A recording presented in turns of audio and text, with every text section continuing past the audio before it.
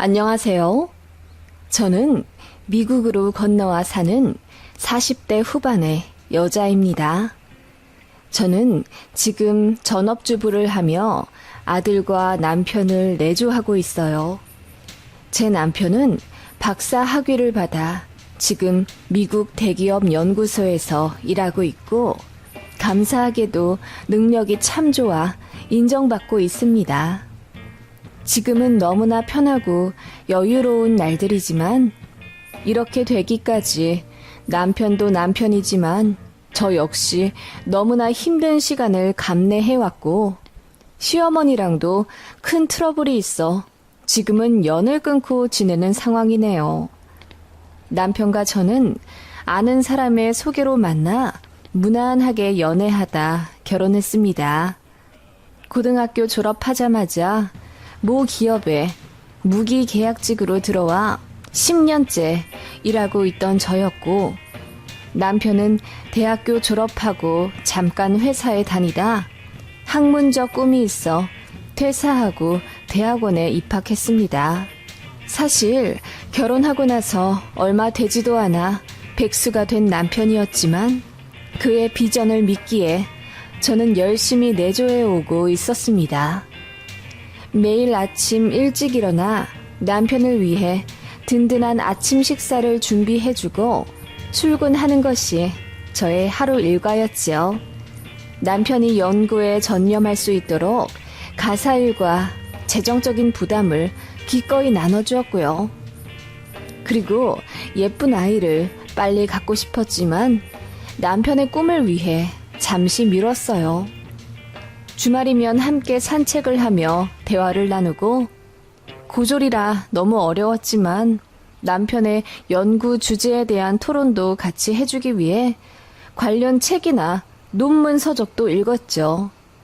남편은 저와 의견을 나누는 게 너무 즐겁고 신선하다 해주었고 그러한 시간들이 정말 큰 도움이 되었다고 했어요. 저의 그런 물심양면 도와주는 모습에 남편은 저의 사랑과 지지를 진심으로 느꼈다더군요. 남편은 학업에만 집중할 수 있었고 결국 논문 심사에 합격하여 박사 학위를 취득하게 됐습니다. 학위 수여식 당일 남편은 여러 가족들 앞에서 이 학위는 온전히 저 와이프의 헌신이 있었기에 가능했다고 말해주었어요. 저는 그날 눈물이 비오듯 흘러내렸죠. 하지만 그런 저희 부부의 모습을 보며 혀를 끌끌 차는 이가 한 명 있었으니 그분은 바로 저의 시어머니였습니다. 누가 보면 네 마누라가 너 키워준 줄 알겠다. 지 엄마한테나 고맙다고 하지 속도 벨도 없이 무슨 마누라한테 영광을 바치겠다고 하노? 시어머니는 농담이라며 웃음 띤 얼굴로 그렇게 얘기하셨지만 저를 바라보는 눈빛은 싸늘하셨어요. 저희 친정이 별로 돈이 없고 제가 고졸이라 더 미워하셨어요. 그리고 제 얼굴이 반반해서 더 마음에 안 든다며 나중에 내 아들 배신 때릴 여우상이라고 표현하셨네요. 무엇보다 제가 남편보다 학벌도 확연히 차이가 나고 직업도 별로니 저를 창피하게 여기셨네요. 이해는 갑니다. 어머님은 딸들보다는 하나뿐인 아들을 많이 아끼셨으니까요. 그래도 남편의 강경한 주장으로 결혼을 밀어붙였고 어머님은 결혼식장에서 혼주석에 앉아 남들이 수근거릴 정도로 대성통곡을 하셨더랬죠. 그렇게 남들도 부러워하는 신랑을 맞아 결혼했지만 대학원에 진학해 진로를 바꾸고 싶다는 남편의 뜻에 따라 저 혼자 외벌이가 되었죠. 제 사정 아는 사람들은 저더러 신혼인데 괜찮냐, 남편이 백수로 주저앉으면 어쩌냐 등의 걱정을 했지만 저는 남편을 믿었습니다. 그러는 동안 시어머니는 혹시라도 제가 백수인 남편을 무시할까봐 전전긍긍하셨습니다. 너 우리 아들 능력 있는 거 알지? 더 잘 되려고 잠깐 쉬어가는 거다. 돈 가지고 스트레스 주지 말고 당분간 네가 희생한다고 생각하거라. 네, 어머님, 저도 알죠. 그이 대학원 들어가는 거 저도 찬성한 건데요. 우리 아들 박사 되고 안 되고는 네가 어떻게 내조하느냐에 달려있어. 나중에 우리 아들 잘 안 되면 다들 네 욕할 거다. 그러자 옆에서 듣던 남편이 화를 내며 그럼 잘 되면 다 우리 와이프 덕분이겠네? 엄마, 제발 그런 잔소리 좀 하지 마세요. 와이프가 성격이 좋아서 참는 거지. 나도 엄마 그런 소리 정말 듣기 힘들어요. 라고 하며 중재하곤 했습니다. 남편이 그럴수록 어머님은 제가 더 미우셨던 것 같아요. 그렇게 저 혼자 일하며 집안의 가게를 꾸려나가던 어느 날 저희 집 앞으로 모르는 택배가 왔더군요.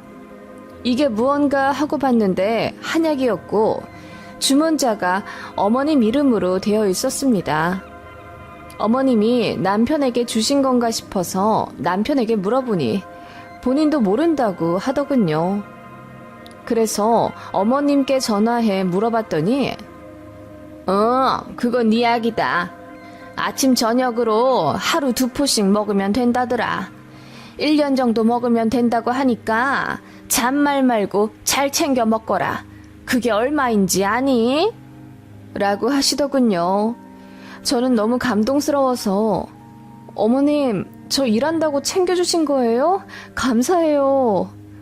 라고 인사를 드렸더니 무슨 소리냐? 너 혹시라도 애 가질까봐 약 지어온 거야. 그거 먹으면 당분간 임신 못한다더라. 우리 아들 박사 되기 전까지 절대로 임신은 안 된다. 라고 하시더군요.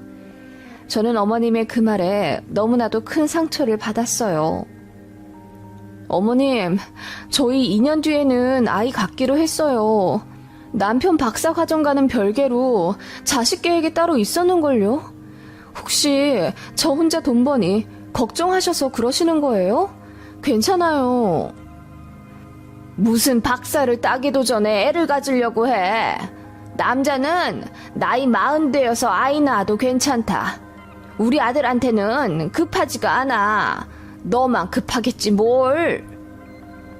어머님은 혀를 끌끌 차며 여튼 임신은 절대로 안 된다며 못을 받고 전화를 끊으셨죠. 제가 엉엉 울며 전화기를 붙잡고 서 있자 자초지종을 물은 남편이 모든 사실을 알게 된 후 극대노를 하며 싱크대에 그 한약들을 모두 쏟아버렸습니다. 그리고 어머님한테 전화해서 화를 막 내는 것 같더라고요.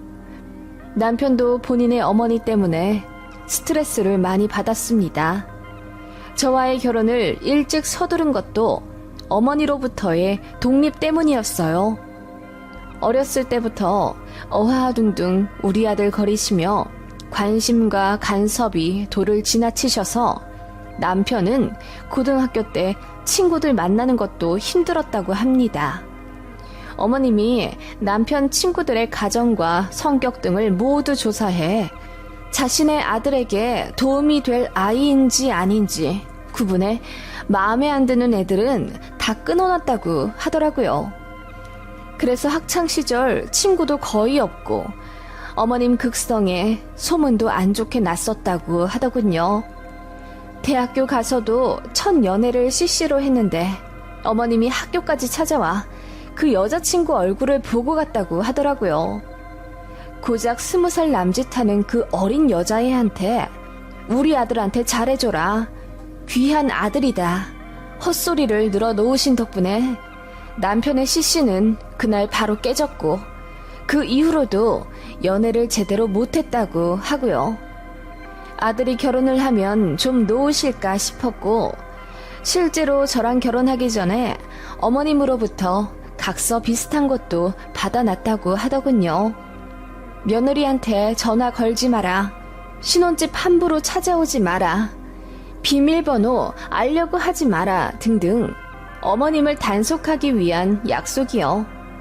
실제로 거의 지켜진 것은 없었죠. 어머님이 저를 너무 마음에 안 들어 하셨기도 했고요. 여하튼 그런 히스토리가 있는 결혼이었고, 저 역시 이 결혼을 정말 해도 괜찮을까 하는 의문이 있었지만, 제가 친정 부모님이 일찍 돌아가셔서 외로웠기 때문에 빨리 가정을 꾸리고 싶은 욕심이 있었어요. 그리고 남편이랑 서로 너무나 사랑했기 때문에 헤어지기도 힘들더군요. 어머님의 시집살이쯤은 사랑으로 극복할 거라고 생각했습니다. 애써 어머님을 이해해보려 노력도 했었고요. 하지만 임신 안 되게 하는 한약을 지어오신 건 정말 선 넘은 거라고 생각했습니다. 제가 얼마나 아이를 원하는지 알면서 어머님은 아들의 안날만을 생각하고 그런 짓을 하신 거죠. 그날 이후로 화가 난 남편이 당분간 시댁에 가지 않겠다고 선언했고, 뒤늦게 시어머니가 미안하다고 통곡의 사과를 하신 덕분에 사건이 좀 마무리되었습니다. 하지만 어머님은 아들 몰래 뒤에서 제가 임신 안 했으면 좋겠다고 조심스럽게 부탁하셨죠. 우리 아들 박사 되고 나면 그때 가져라. 내가 애도 키워주고 양육비도 다 대주마. 그렇게 간곡하게 부탁하셨지만 결국 그 이듬해 제가 아이를 가졌어요. 어머님께 사실 말씀드리니 대뜸 화부터 내시더군요. 니들 돈도 없으면서 어떻게 애를 낳아 키우려고 그러니? 그리고 애가 울기라도 하면 어째? 우리 아들 공부하는데 방해되겠다. 생각이 있니 없니? 내가 조금만 기다려달라고 했잖니. 시어머니는 그렇게 화를 내셨네요. 그렇게 남편의 박사 학위 내조를 하며 일도 하고 아이도 키웠습니다. 제가 바쁠 때면 남편이 아이 어린이집 등하원도 시켜주고 이유식도 만들어 먹이며 열심히 아빠 노릇했고, 저희 부부의 애정끈은 더욱 끈끈해져 갔습니다. 그렇게 남편도 열심히 노력해 결국 박사 학위를 땄죠. 학위 수여식 날 우리나라에서 최고로 좋은 학교라는 곳에서 그렇게 제 남편은 자랑스러운 모습으로 저에게 고맙다며 꽃다발을 전해주고 눈물을 흘렸습니다. 저 역시 감격에 겨워 마음이 벅차올랐고요. 모두가 행복한 그곳에서 저희 시어머니만이 폭풍 같은 불행 소용돌이 속에 계셨을 줄은 상상도 못했습니다. 남편은 박사를 따고 반년 좀 되지 않아 대기업의 연구소에 좋은 조건으로 취직했습니다. 초봉이 무려 8천만 원이었죠. 저 혼자 외벌이 하느라 사실 마이너스 통장도 끌어다 쓰고 있었는데 남편이 취직하자마자 한 방에 갚았습니다. 그리고 1년도 안 돼요. 더 넓은 평수로 이사도 갔고요. 남편은 저에게 고맙다며 명품백도 선물해주고 신용카드도 선물해주며 앞으로 사고 싶은 것 걱정 없이 사라고 하더군요. 행복도 잠시 시어머니로부터 브레이크가 걸려오기 시작했습니다. 신혼집에 오지 않겠다던 남편과 어머니와의 약속은 없던 일처럼 어머님은 툭하면 저희 집에 찾아오셨습니다. 보통 아들아들거리는 시어머니들은 손자도 예뻐하시지 않나요? 저희 시어머니는 이상하리만큼 손자에 관심이 없으셨습니다. 그저 아들 제 남편에게만 무서우리만큼 집착을 하셨더랬죠. 그 옆에 붙어서 호강하는 저를 너무나도 미워하시면서 말이죠.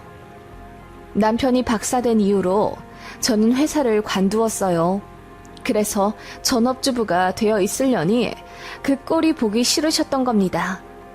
냉장고 뒤져 식재료 낭비한다며 간섭하고 제 장롱을 마음대로 뒤져 명품 가방을 꺼내어 보시더니 이런 건 저에게 어울리지 않으니 신호에게 준다며 가져가시더군요.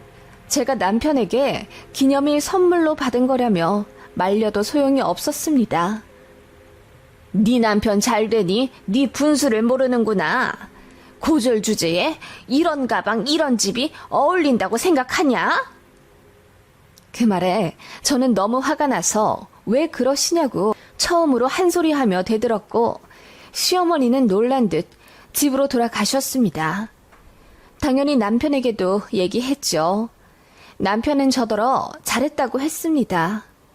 참 이상하게도 어머님은 제 남편이 박사를 딴 이후부터 더 독서를 하기 시작하셨습니다. 마치 아들에게 붙은 거머리를 떼어내려 하는 듯 보였죠. 그러던 어느 날 경찰서로부터 말도 안 되는 연락이 왔습니다. 사유가 폭언, 폭행이었습니다. 제가 시어머니를 때렸다는 겁니다. 일단 조사를 받으러 오라고 하길래 서에 갔죠. 시어머니가 몇 월 며칠 제 집에서 며느리로부터 맞았다고 병원에 가서 진단서까지 떼어왔더군요. 그날은 시어머니가 제 장롱에서 명품 가방을 빼앗던 날이었습니다. 시어머니를 말리면서 팔 쪽에 손을 댔는데 큰 힘이 들어간 것도 아니었습니다. 그런데 어머님이 제출하신 사진에는 시뻘겋게 손자욱이 나 있더군요. 당연히 전치 몇 주의 진단은 안 나왔지만 소견서상 타박상으로 나왔고 그걸 증거로 어머님은 저를 신고하셨더라고요. 제가 억울하다 울며 방방 뛰었고 당연한 일이지만 경찰서 측에서도 증거가 불충분하다며 저를 돌려보냈습니다. 하지만 시어머니로부터 신고당했다는 수치심과 배신감에 피가 거꾸로 솟는 기분이었습니다. 시어머니 역시 눈물로 호소하며 제 남편에게 네 마누라가 이런 사람이야. 너 없을 때 나한테 얼마나 무섭게 구는 줄 아냐. 제가 배운 게 없어서 그래. 부모도 일찍 죽고 대학도 안 나와서 그렇다고. 제가 너랑 어울린다고 생각하니? 지금이라도 갈라서라. 네가 안쓰러워서 그런다. 박사까지 딴 잘난 내 아들이 왜 저런 쭉정이랑 붙어있냐고. 라고 하시고 저에게도 나는 네가 창피해 죽겠다. 차라리 내 아들이 결혼 안 한 노총각이었으면 좋겠어. 너 같은 며느리 들였다고 어디다 말도 못한다고. 너나 네 자식이나 내 아들 앞길에 방해 만들 텐데 내가 그 꼴을 어찌 보냐. 라고 하시며 우시더군요. 정말 기가 막혀 숨조차 안 쉬어지더군요. 남편의 얼굴을 보니 그도 입을 꾹 다물고 새하얗게 질려 있었습니다. 혹시라도 어머님의 말을 믿는 건가 싶어서 겁까지 덜컥 나더군요. 하지만 그의 입에서 나온 말은 놀라웠습니다. 어머니, 아직도 이 방법이 통한다고 생각하세요? 25년 전 그날도 아버지가 어머니께 손 하나 안 댄 거 제가 분명히 봤는데 어머니는 스스로 세탁기에 몸을 부딪혀가며 멍을 만드셨어요. 그렇게 이혼하시고 위자료 받아내셨죠. 제 남편이 차갑게 이야기하자 시어머니의 안색이 파리해졌습니다. 아이, 그걸 네가 어떻게... 어려도 다 기억나요. 그렇게 이혼하시고 아버지한테 돈 받아내셔서 웃으셨잖아요. 저랑 제 누나는 아버지를 잃었는데도요. 남편은 과거가 생각이 났는지 갑자기 미친 듯이 울기 시작했습니다.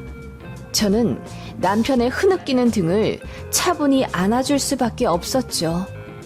그렇게 남편은 한참 울다가 시어머니에게 소리를 질렀습니다. 연 끊고 살자고요. 이제 나는 어머니도 없다고 생각합니다. 내 앞길을 막는 건 다른 사람도 아닌 어머니예요.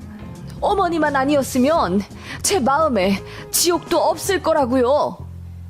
남편은 굳은 다짐을 한 듯 그렇게 어머니로부터 뒤돌았습니다. 어머님은 내가 너를 어떻게 키웠는데 라며 울부짖으셨고 남편은 그 모습 보기가 힘들었던지 제 손을 잡고 뛰어가더군요. 머지않아 바로 이사도 갔죠.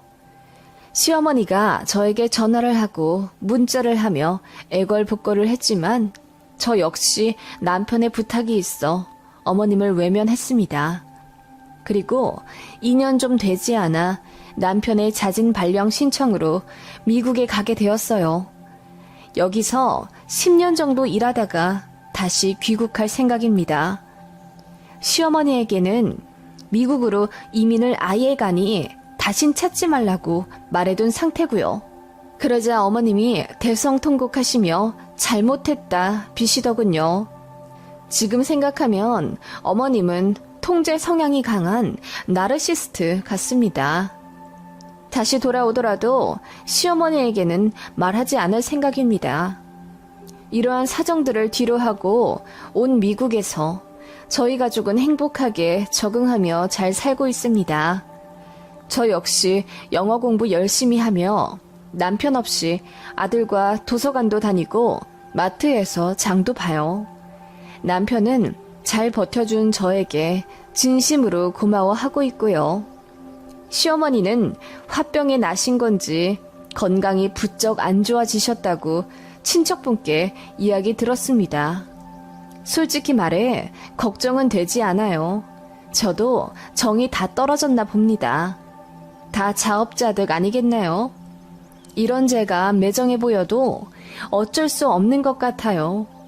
제 이야기 참 기가 막히죠? 안녕하세요. 여러분들의 친정 어머니, 시어머니께서는 어떤 화장품을 쓰시나요? 좋은 브랜드들이 많지만 유독 설화수라는 브랜드가 인기가 많은 것 같아요. 저희 친정엄마도 설화수만 쓰시는데요. 친정엄마의 화장대를 보면 제 시어머니의 망언이 떠올라 어이없는 헛웃음이 나곤 합니다. 저는 자매입니다. 위로 언니가 있어요. 제 친정언니는 저보다 늦게 결혼을 했지만 그만큼 심사숙고해서 신랑을 골랐는지 성격도 참 좋고 능력 있는 형부입니다. 형부 덕분에 언니 결혼 전부터 저랑 남편 부부 동반해서 제주도 여행도 몇 번 갔다 왔고 생일이며 기념일에 형부로부터 선물도 참 많이 받았네요. 꼭 물질적인 게 중요한 게 아니라 처가 가족들을 챙겨주는 그 마음이 얼마나 고마운지 몰라요. 그리고 저희 친정아빠가 오래전 병환으로 앓다가 돌아가셔서 친정엄마 홀로 계시는데 그런 장모님을 형부가 참 잘 챙겨주세요. 형부네 부모님이 미국에 계시기 때문에 한국에 엄마 있다고 생각한다면서 정말 저희 친정엄마를 장모님이라고 안 하고 엄마라고 부르더군요. 그렇다 보니 아무래도 친정 분위기가 참 좋아요. 다 같이 모이면 웃음 끊길 날이 없고 또 친정엄마랑 형부가 저희 아이들도 잘 봐주시기 때문에 제 남편도 처갓집 가는 걸 좋아합니다. 그러면서 자연스럽게 시댁에서 트러블이 생기기 시작했지요. 친정에 너무 자주 가는 거 아니니? 갈 때마다 우리 아들이 운전 다 할 텐데 기름값에 용돈에 서로를 위해 자제 좀 하는 게 어떻겠니? 시어머니 화법이 원래 상대방이 들어서 기분이 나쁘고 말고는 잘 고려하지 않는 분이시라 시아버지랑도 마찰이 많고 자식들이랑도 사이가 그닥 좋지 않으십니다. 나름대로 고상한 이미지를 연출하시지만 굉장히 시샘도 많고 또 기본적으로 며느리들을 무시하세요. 아들 둘만 키우셔서 그런가? 딸의 입장을 전혀 헤아리지 못하시고 그저 자기 자식들이 아깝다고만 생각하십니다. 한 번은 어머님이 저녁 반주를 하시다 너무 취하셨는지 눈물을 흘리시더라고요. 결과적으로다가 난 자식 농사 잘 못 지었어. 아들들을 잘 키웠는데 며느리들을 제대로 못 봤잖아. 전부 마음에 안 들어.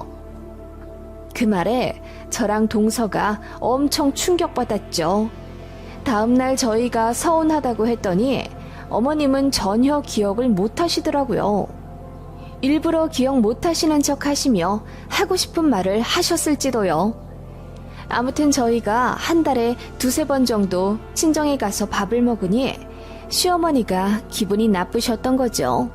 저희 가족과 친정 어머니 모두 모 광역시에 살고 시댁은 수도권이라 차로 2시간 넘게 걸리거든요. 그래서 한 달이나 2달에 한 번씩 가니 시어머니 입장에서는 차별받는다고 생각하실 거고 저희가 미우실 법도 합니다. 하지만 반대로 시댁이 가까우면 시댁을 자주 가겠죠. 지리적으로 가까운 걸 어떡하나요?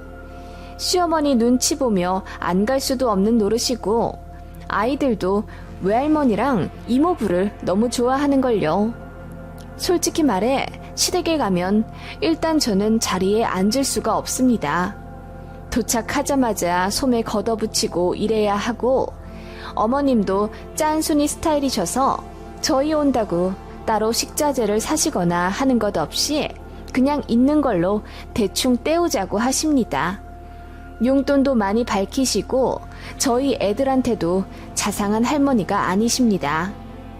버릇 안 좋다고 혼내기만 하니 애들이 친가가는 걸 별로 안 좋아해요. 이런저런 면에서 너무나도 차이가 나는데 어머님은 그것도 모르고 그저 제가 친정만 챙긴다고 기분 나빠하시니 참 난감하더군요. 그게 몇 년 되어가니 어머님이 저희에 대한 불만이 아예 고착화되어 가기 시작했습니다. 게다가 제가 둘째를 가진 후 일을 간둔 이후부터 더 심해지셨어요. 요새는 맞벌이가 필수라던데 우리 아들 혼자 일해 가족들 먹여 살리려면 힘들겠다. 토씨 하나 틀리지 않고 어머님은 그렇게 말씀하시며 눈물까지 글썽이셨어요. 늘 우리 아들 거리시는 통에 제 아들이 호칭에 헷갈려 본인을 부르는 줄 알고 대답한 적도 있답니다. 남편은 마마보이가 아닌데 어머님은 아들들에 대한 애착이 엄청나시고 프라이드도 강하세요. 저더러 전업주부 한다고 눈치 주시는데 정작 어머님이야말로 평생을 전업주부 하셔서 맞벌이가 뭔지도 모르십니다. 워킹맘이 얼마나 힘든지도 모르고요. 제가 듣다 못해 둘째가 좀 더 커야 일하죠. 첫째는 친정엄마가 어찌어찌 봐주셔서 겨우 일했지만 둘째까지 맡기기 죄송스러워요. 관절도 안 좋아지시고요. 라고 했더니 어머님이 원래 딸 낳으면 그런 것까지 감수하시는 거다. 그래서 아들 낳는 사람이 승자라고 하잖니? 라고 하시는데 정말 열받더라고요. 그리고 친정이 사이 좋은 것에 대해 질투하시는 건지 딸들만 있는 여자들이 외로우니 사위들까지 끌어들이는 거다. 일찍 사별해서 더 그렇다. 라고 하시며 저희 친정엄마를 은근히 무시하셨습니다. 그때마다 저도 기분 나쁜 티를 내며 어머님, 그렇게 말씀하시면 저도 기분이 좋지 않네요. 친정엄마가 딸이고 사위고 구분 않고 얼마나 잘하시는데요. 그리고 사별이랑 무슨 상관이에요? 라고 했더니 저는 어려서 모른다고만 하셨습니다. 그런 식으로 매사 제 친정엄마를 견제하시며 어버이날이나 명절에 돈 얼마 드리는 것까지 사사건건 간섭하려 하시니 너무 짜증나더라고요. 그래서 제가 그런 건 안 물어보시면 안 되냐고 하니 그럼 너도 어서 맞벌이 해. 네 남편 혼자 버는데 너무 아끼지 않는 것 같아서 내가 걱정돼서 그러는 거야. 라고 하시더군요.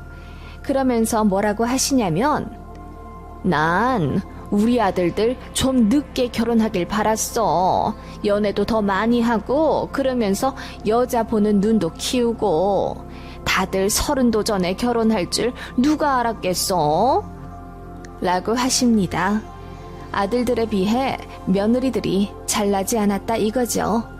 소위 말해 사짜 며느리가 단 하나도 없다는 것입니다. 그러기엔 제 남편이나 아주버님도 그닥 잘난 직업을 가진 것도 아닙니다. 아주버님은 공무원이고 제 남편은 중견기업 다녀요.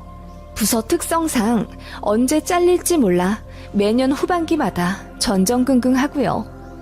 월급도 평범한 편이고 결혼할 때 모은 돈도 거의 없어 저랑 제 친정 덕을 많이 봤는데 그거 다 알면서 어머님은 곧 죽어도 자기 아들들이 세상에서 제일 잘난 줄 아시는 거죠. 제가 시어머니를 좋아할 수가 없는 이유가 바로 이것입니다. 그냥 기본적으로 며느리와 사돈을 자기보다 한 수 아래로 생각하시는 게 은연중에 매번 티가 나요. 그러던 어느 날 저희 친정어머니 생신을 맞아 괌 여행을 가게 되었습니다. 매번 언니네가 해외여행 한번 가자고 얘기를 했지만 저희는 어린애들이 둘이나 있고 형편이 그닥 여유롭지 않아 제가 확답을 하지 못한 상태였어요. 그러자 형부가 저희 비행기랑 식사비까지 모두 지불할 테니 숙소 비용만 내라고 배려해 주셔서 저희 가족, 언니네 가족 모두 모여 총 8명이 여행을 하게 된 겁니다. 이런 속사정을 모르고 그저 저희가 친정 가족이랑 놀러 가는 것만 초점에 맞춘 시어머니가 나중에 우리도 좀 데리고 가라. 어쩜 그리 네 친정하고만 부대끼며 사니? 라고 하시며 서운해 하시더라고요. 남편이 우리가 무슨 돈이 있어. 처형네가 우리 것까지 다 내주셔서 겨우 가는 거야. 엄만 다음에 우리가 돈 좀 모으면 모시고 갈게. 라고 했는데 시어머니는 그게 거짓말인 줄 아시더군요. 니들이 돈이 없긴? 넌 그런 소리 좀 하지 마라. 그리고 감 가는데 뭐 얼마나 든다고? 누구네 말 들어보니까 거기 제주도 가는 것보다 싸다고 하더라. 그러면서 입을 대빨 내미시고 투덜거리시더군요. 그렇게 여행 다녀와서 괌 기념품을 몇 개 사다 시댁에 드리니 어머님이 뭐하러 이런 걸 사와? 돈도 많이 썼을 텐데 우리 아들 언제 이래서 그 돈 다 맸구나 라며 농담인 듯 웃으시더군요. 그래서 제가 참다 못해 어머님 이것도 다 저희 형부가 사주신 거예요. 언니 부자인 거 아시잖아요. 저희가 돈이 어딨어요. 라고 했더니 어머님 얼굴이 벌겋게 달아오르며 아무 말 안 하시더군요. 저희끼리 제주도 간 게 어머님도 너무 질투나고 속상하셨는지 저에게 대놓고 퉁명스럽게 대하시고 통화하거나 만날 때마다 빨리 맞벌이 하라고 재촉하셨습니다. 당신 아들 혼자 고생한다면서요. 그때마다 둘째 좀 키우고 일한다고 앵무새처럼 얘기해도 어머님 역시 저희 친정엄마가 근처에 사시지 않느냐는 말을 똑같이 앵무새처럼 답하셨죠. 고부관계는 절대로 풀리지 않는 수수께끼라는 것을 점점 실감케 하던 날들이었습니다. 그러던 어느 날 명절 시댁에 가서 있었던 일입니다. 바로 이날 잊혀지지 않는 사건이 터지게 된 거죠. 시댁에 다 같이 모여 앉아 저녁을 먹으며 TV를 보고 있었습니다. 화장품 광고가 나오더군요. 설화수 팩트였습니다. 그거 보고 제 아들이 우리 외할머니가 얼굴에 바르는 거다 라고 했어요. 그러자 시어머니가 너희 외할머니가 저걸 바르셔? 저거 꽤 비쌀 텐데 너희 외할머니 화장대에 저게 많아? 얼만큼 있어? 라고 떠보시더군요. 그러자 제 아들이 팔을 양껏 벌리며 이따만큼 있어요 라고 했어요. 물론 과장이었죠. 친정엄마 기초가 설화수이긴 하지만 대여섯 개 있을 뿐입니다. 시어머니는 제 아들 이야기를 들으시더니 친정엄마가 좋은 걸 바르시나 보다. 거기도 전업주부만 평생 하셨다고 하지 않니? 중간에 파출부도 좀 나가셨다고 했나? 라고 하시더군요. 시어머니 특유의 은근히 안 싸던 까내리기가 시작되더군요. 설화수 같은 고급 화장품이랑 안 어울린다 이거겠죠. 그러시면서 난 저런 거 써본 적이 없다. 여자가 돈을 아껴야지 라고 하시더니 저를 매섭게 보시며 이러시는 거예요. 혹시 네가 친정엄마한테 설화수 사드렸니? 그러지 마라. 그러지 말라는 말에 제가 기분이 나빠서 이유를 물었더니 친정이든 시댁이든 부모님께 너무 돈 쓰지 말라는 거야. 니들끼리 잘 살아야지. 외벌이인데 돈 아껴야 하지 않겠니? 안 싸돈도 그리 생각하실 거다. 딸이 일을 안 해서. 라고 하시더군요. 그 순간 저는 틀어 막았던 스팀이 터져 나오는 기분이었습니다. 아, 어머님, 걱정 마세요. 설화수 같은 비싼 화장품 전부 다 저희 형부가 사주시는 거예요. 저희 언니도 일 안 하고 전업이잖아요. 저희 중에 돈 잘 버는 사위가 누가 있겠어요. 형부가 한 달에 1,000만 원도 넘게 버니까 저희 엄마한테도 잘하고 좋네요. 제가 그렇게 이야기하자 시어머니가 저를 힐끗 보더니 애써 못 들은 척 반찬을 뒤적이시더군요. 저희 형부가 돈 진짜 많이 벌잖아요. 아시죠? 그래서 제주도 가서도 형부가 돈 다 쓰고 저희 아이들한테도 선물 아낌없이 주세요. 정작 할머니, 할아버지한테 받은 것보다 이모부한테 받은 게 더 많은 거 보면 말 다 했죠? 제가 이악 물고 이야기하자 동서가 고개를 돌려 풋하고 웃더군요. 시어머니는 마침내 얼굴이 새빨개져서는 헛기침만 하시더군요. 어머님, 걱정 마세요. 저 친정에 돈 거의 안 써요. 어머님 말씀대로 제가 일 쉬고 있고 남편 혼자 독박 외벌이 중인데 제가 어떻게 돈을 써요. 그래도 형부라도 능력 있어서 다행이에요. 형부가 돈을 잘 벌어서 그런지 저희 언니는 시댁에서도 눈치 안 본다고 하더라고요. 애만 잘 보라고 하셨대요. 어찌나 부러운지. 제가 웃으며 이야기하자 시어머니가 마침내 자리에서 일어나 부엌으로 도망치듯 가시더라고요. 그 뒤통수에 대고 제가 저희 남편은 능력이 아직 거기까진 안 되나 봐요. 그래도 걱정 마세요, 어머님. 제가 조만간 빨리 일할게요. 라고 했더니 마침내 동서가 웃음을 참지 못하더군요. 남편도 겸연쩍은 웃음을 지었지만 저에게 뭐라고 하지 못했습니다. 제가 시어머니로부터 평소에 얼마나 스트레스 많이 받는지 알고 있었기 때문이에요. 미안해하고 있었고 제가 참는 것에 고마워해줬었는데 오늘은 어머님도 진짜 선 넘은 걸 아들인 제 남편도 알고 있었어요. 제가 참았던 폭탄처럼 어머님께 펀치를 날리자 어머님이 마침내 부엌에서 뛰쳐나오더니 그래, 니네 형부 잘나서 좋겠다. 라고 소리치시고는 안방에 들어가 저희 갈 때까지 안 나오시더군요. 삐지신 거죠. 그러거나 말거나 아무도 달래드리지 않았습니다. 그렇게 몇 주 지났을까? 제가 모르는 척 시어머니께 안부 인사차 전화드렸더니 안 받으시더라고요. 그리고는 며칠 뒤 어머님이 먼저 저에게 전화를 걸어 부재 중인 걸 못 봤다고 하시더군요. 거짓말인 거 다 압니다. 제가 너무 보기 싫어도 아쉬울 건 어머님이신 거죠. 그렇게 어머님은 아무렇지 않은 척 일상 대화하시길래 저도 그날 일에 대해 더 언급 안 했죠. 다만 달라진 것은 어머님이 그 이후로 말을 엄청 조심하신다는 겁니다. 너 또 친정 가냐? 돈 벌러 안 나가냐? 이런 말들을 일체 안 하십니다. 아마 속 엄청 쓰리셨겠죠. 만만한 며느리한테 된통 당했으니 뒤통수도 얼얼하셨을 겁니다. 그리고 어머님 자신도 자신의 경솔함을 깨달으셨을 거예요.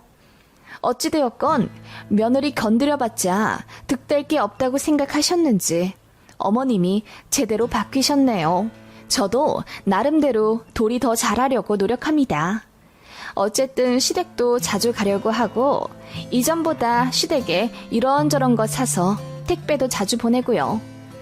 며느리 도리를 잘해야 할 말도 당당히 할 수 있다는 걸 잘 알기 때문입니다.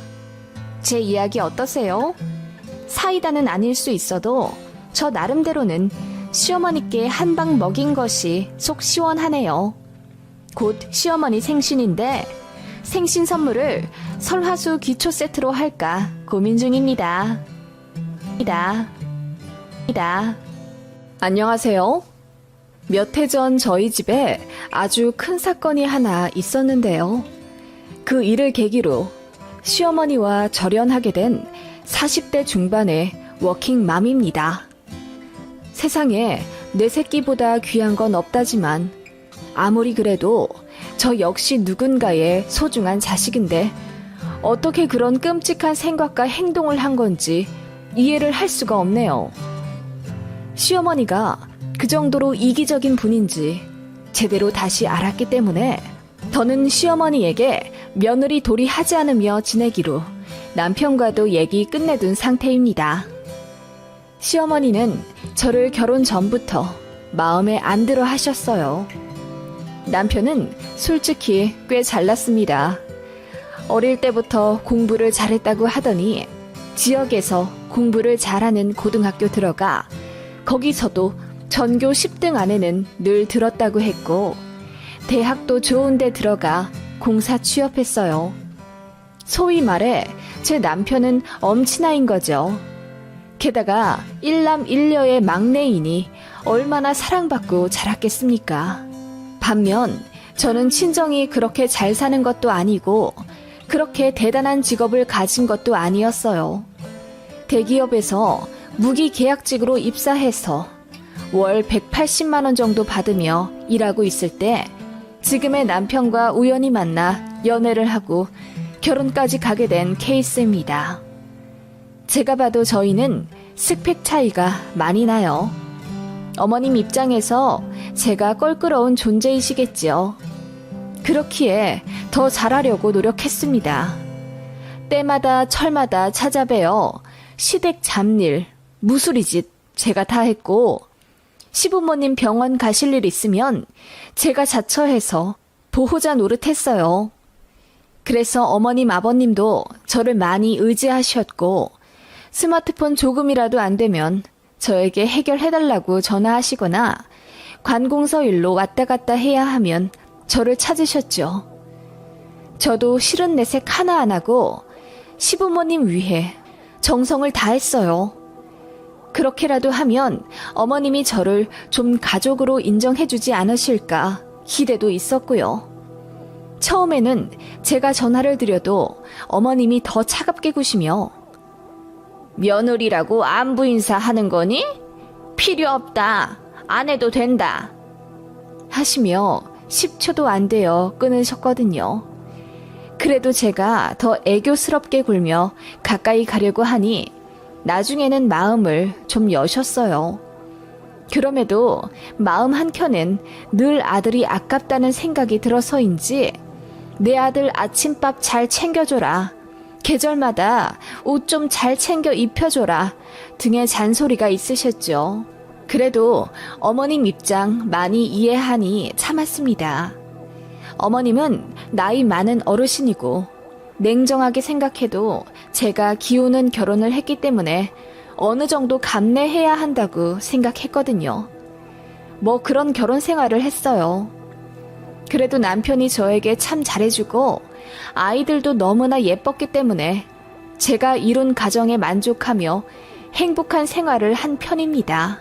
남편은 너무 바빠 늘 야근인데 양가 어른들도 멀리 사시고 주변에서 아무도 도와줄 사람이 없기에 힘든 워킹맘이었지만요. 저는 회사에서 1년마다 하는 간단한 건강검진 이외에 다른 검사는 하지 않고 지냈었어요. 그러다가 30대 후반부터 부쩍 건강이 걱정되어서 종합건강검진으로 업그레이드해서 받기 시작했습니다. 3년 전 처음으로 유방 초음파 받았을 때는 아무것도 안 나오고 깨끗했었어요. 그런데 작년에는 유방 초음파에서 처음으로 이상 소견을 받았습니다. 그래서 불안한 마음으로 의사에게 가니 제 사진 결과지를 보시며 모양이 너무 안 좋아요. 제가 보기에는 암 같습니다. 대학병원 가셔서 2차 검사 받아보세요. 소견서 드리겠습니다. 라고 하시더라고요. 그 말을 듣자마자 하늘이 무너지는 기분이 들었습니다. 딱히 증상도 없었고 오히려 건강한 편에 속했던 저였는데 유방암이 의심된다는 의사의 말이 청천벽력이었기 때문입니다. 소견서를 받아서 병원 밖을 나오는데 눈물이 하염없이 흐르더군요. 바로 남편에게 전화해서 엉엉 울며 이야기하니 남편도 깜짝 놀라 그날 직장도 빨리 정리하고 일찍 퇴근하더라고요. 아이들 앞에서는 최대한 티 안 냈고 아이들 잠들자마자 남편이랑 두 손 꼭 잡고 울었네요. 괜찮을 거야. 만약 암이라고 하면 치료하면 되지. 요즘 의술 좋잖아. 걱정하지 마. 남편의 격려에 오히려 눈물이 더 나는 이유는 무엇이었을까요? 가정을 꾸리고 나니 죽음이 그 무엇보다 두려워지는 것 같습니다. 그렇게 정밀검사를 최대한 빨리 잡았는데도 일주일 뒤였습니다. 혹시 모르니 양가에 알리기 싫었는데 제 남편이 저 없는 사이 저희 친정어머니랑 시어머니께 각각 전화를 드렸더라고요. 친정엄마는 전화로 펑펑 우시더니 검사 받으러 같이 동행하신다며 짐 싸서 올라오신다는 걸 제가 겨우 말렸습니다. 반면 시어머니는 제 남편에게 전화를 받았음에도 저에게 아무 연락이 없으셨어요. 제가 직접 드리지 않아서 화가 나신 건가 싶어서 전화를 들었죠. 어머님, 아이 아빠가 전화를 드렸다고 하더라고요. 제가 나중에 정밀검사 이후에 알려도 늦지 않는다고 했는데. 그래, 얘기 들었다. 암일 수도 있다고? 네, 어머님. 모양이 많이 안 좋다네요. 보통 모양 안 좋다고 나오면 99% 암이라더라. 에휴, 네 나이가 몇인데 벌써 유방암이냐? 어머님은 그렇게 짜증 섞인 말투로 저에게 화를 내셨습니다. 워낙 시니컬하고 저에게 무정한 편인 시어머니이신 건 알았지만 솔직히 예상도 못한 반응에 머리가 하얘졌던 것 같아요. 네? 전혀 증상이 없고 유전적으로도 병력이 없어서 아예 생각을 못했어요. 한 가정의 아내이자 엄마면 네 몸을 누구보다 잘 챙겨야지. 어떻게 그렇게 멍청해? 치료도 치료지만 만약 잘못되어서 죽기라도 하면 네 가족들은 어떻게 되겠니? 아무리 생판남이라도 누군가가 암일 수도 있다고 하면 팔자 눈썹을 하고 걱정을 해주는 게 정상 아닌가요? 시어머니는 자신의 며느리가 암일 수도 있어 정밀검사를 받는다는데 거기다 대고 대뜸 성질부터 버럭 내시더군요.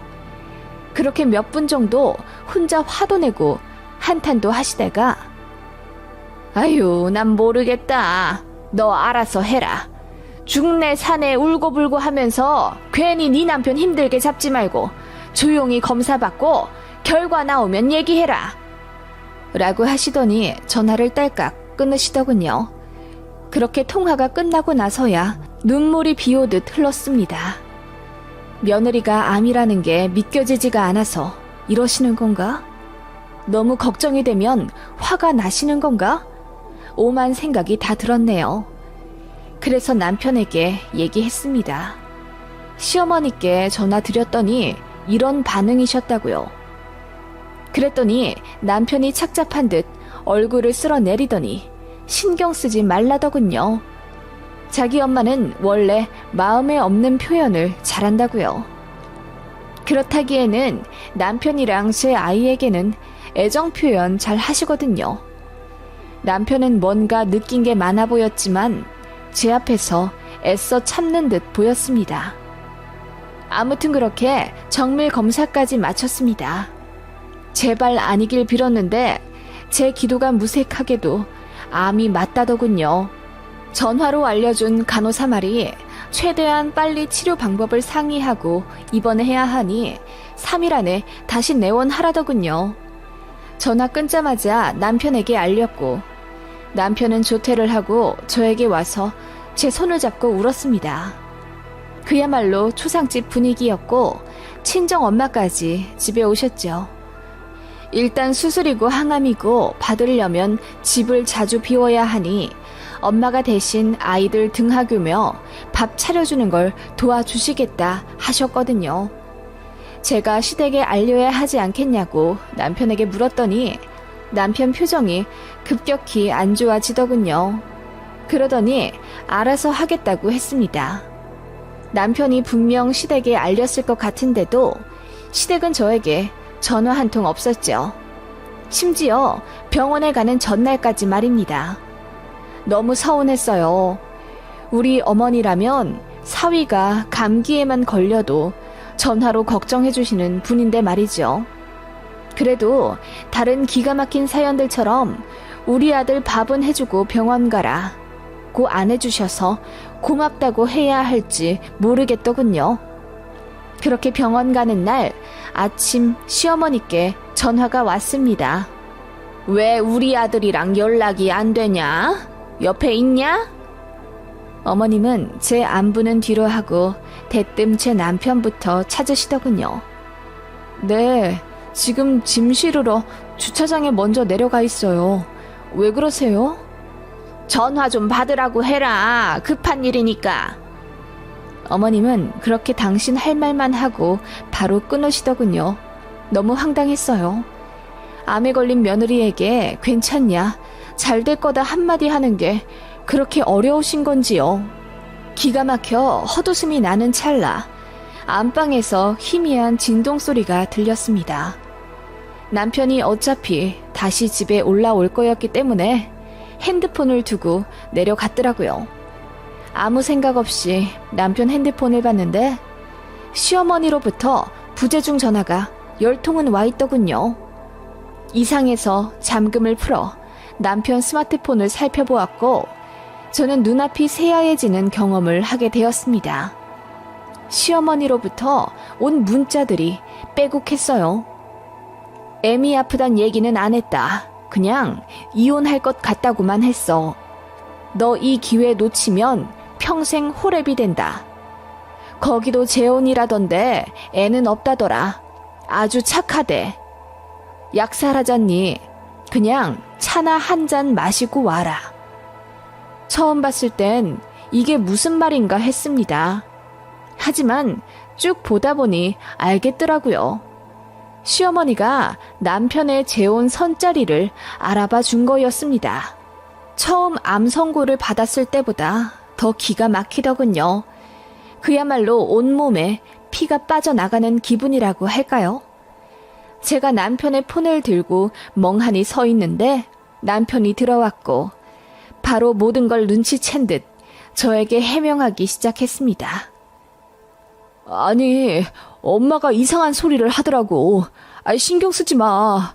우리 엄마 원래 좀 이상한 거 알잖아. 어이가 없어서 나도 대꾸도 안 했어. 아니, 그게 아니라 그냥 헛소리 하시는 거야. 알지? 남편은 얼굴까지 새하얗게 질려서는 장황하게 해명하기 시작했습니다. 남편도 시어머니에게 불같이 화를 냈다더군요. 그래서 연락을 안 받았더니 저렇게 부재중과 문자를 계속 남기시는 거라며 억울하다고 했습니다. 저는 그 순간 남편도 보고 싶지 않더군요. 그저 울면서 뛰어내려가 택시를 잡아타고 병원에 갔습니다. 얼마나 서럽고 슬프던지요. 뒤이어 남편이 차를 타고 저를 쫓아왔고 병원 문 앞에서 그리고 진료실 앞에서도 서로 옥신각신 울고불고 난리를 쳤었네요. 남편은 제발 믿어달라 울고 저는 그저 모든 것에 환멸이나 제가 암이라는 것조차 잊고 울었습니다. 어쨌든 진료는 봐야 하니 간호사에게 제 이름을 얘기했습니다. 그런데 간호사가 고개를 갸웃하더군요. 이정희 씨가 왜 오늘 예약이 되어 있지? 저희 쪽에서 연락드린 건 맞나요? 네, 맞는데요. 결과가 악성이라고 해서 오늘 수술이랑 입원 계획 잡으러 온 거예요. 오늘 이 시간으로 예약 도와주신 것 맞는데요? 이정희 씨가 악성이라고요? 제가 양성이라고 안내해드리지 않았나요? 섬유 선종이실 텐데요. 제가 차트를 봐서 기억하거든요.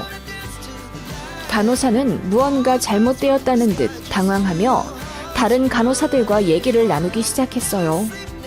그리고는 저에게 아주 미안한 표정을 지으며 정말 죄송합니다.